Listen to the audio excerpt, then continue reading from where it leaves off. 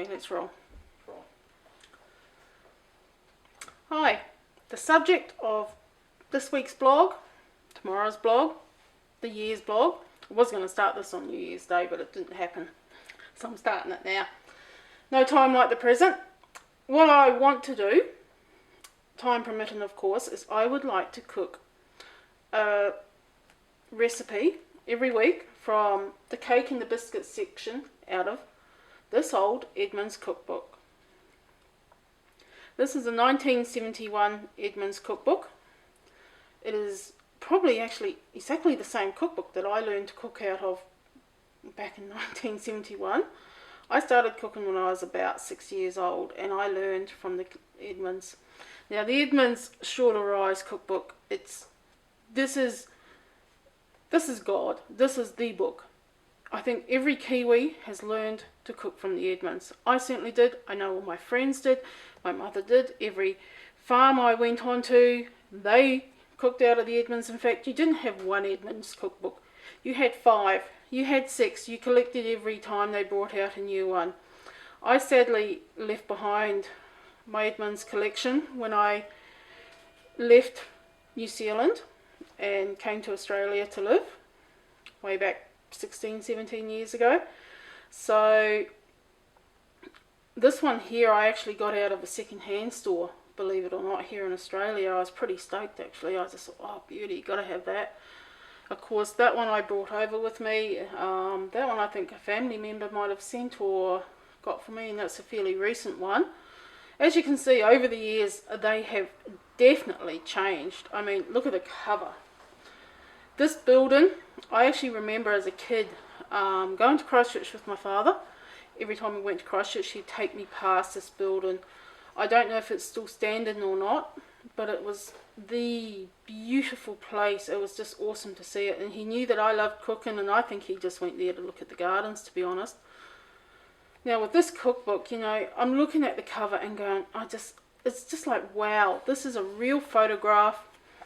You open it out and look how fabulous that is.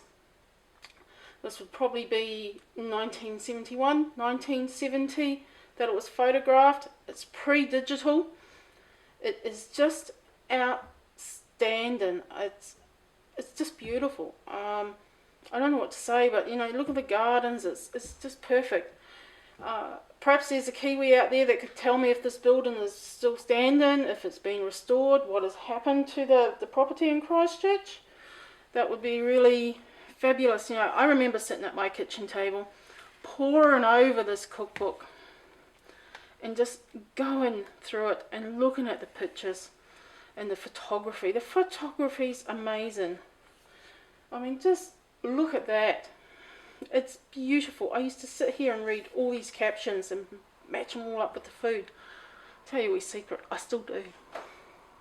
I just think it's beautiful. It's fabulous, and I've probably made more or less, I think, absolutely everything. Certainly on this page, the photography is, to me, it's fabulous because this is all film done. It really is beautiful. I mean, we switch over. 1971, as you can tell by the cover, was the year that gas came into New Zealand. So they would have switched over from cooking from electric and wood stoves to gas. That would have been a really big thing. I could learn to cook all my Edmonds recipes on a wood stove. And I still do in winter here. I cook on a wood stove. I still do in winter. Of course not in summer, it's a bit too hot. I think I have made everything in the cakes and biscuits section of this cookbook. I do not need any rehearsal on cooking from it. I mean, I have been making this stuff, like I said, since I was 6 years old. I need rehearsal on the video that I'm doing for you guys because I'm not very good on that. My husband's sniggering in the background at me. You know, I hope you heard that. So, you know, I mean, look at these cakes. I don't know if I can present them as well as this or not. I'm certainly not going to bake that many either, so I think it will be just one piece at a time.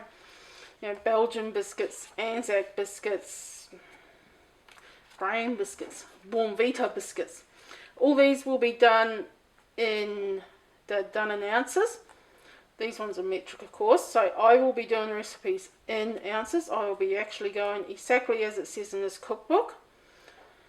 And the other thing I will be using is my trusty Kenwood. Now, I think every kitchen household had a Kenwood. My mother had one. It was an old white and blue one, I think. And it was nowhere near as sexy as that beast. And yeah, I'm sure every Kiwi did their apprentice with a Kenwood. So hence I've got to have a Kenwood in my kitchen. Plus a MyCook and a Thermomix and a few other things. I'm not exactly short on these things. I did a lot of these recipes with just a bowl and a wooden spoon. I cooked a lot when I was a kid just with a bowl and a spoon. My mother taught me to do it by hand. I do remember our old cake mixer had the odd problem once or twice. She was old and it had had a lot of use back in the 1970s. So the poor old girl did some work.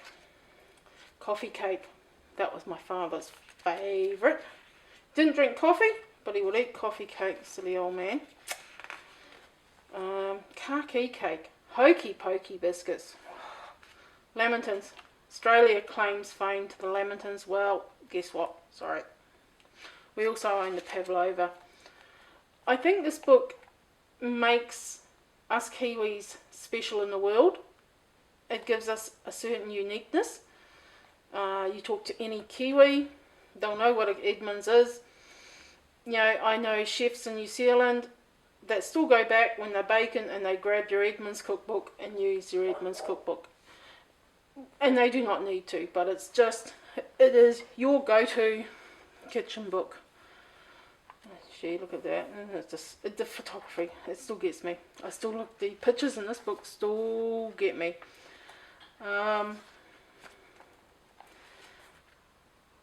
It's, yeah, it truly is a beautiful book. And for me to get a second-hand one of this age, it did make my day, as you can see. First printing, 1971, 80,000 copies. Gas cooking edition. Goodness, 20 cents.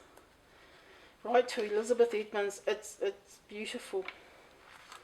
And of course, why did you use baking powder? Shorter rise baking powder. Because it was reliable. So I hope you enjoy what I'm going to do for you from this book. As you can see, it's just fabulous. You know, beautiful Kiwi River. It does make me a little bit homesick looking at this book and the memories of my childhood. We had an Aunt Daisy, but it wasn't used as much as the Edmonds. So if you, I really would love to hear your stories of your experiences with the Edmonds. What are your favourite recipes? Who you cooked them for? How many cookbooks do you actually own?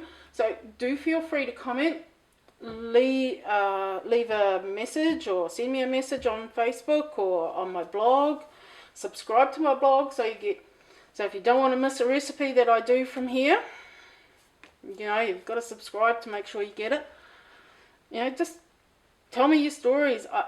Yeah, thank you for listening to me prattle on about the Edmonds cookbook and about my blog and about being a Kiwi and being excited. So, yeah, thanks for listening.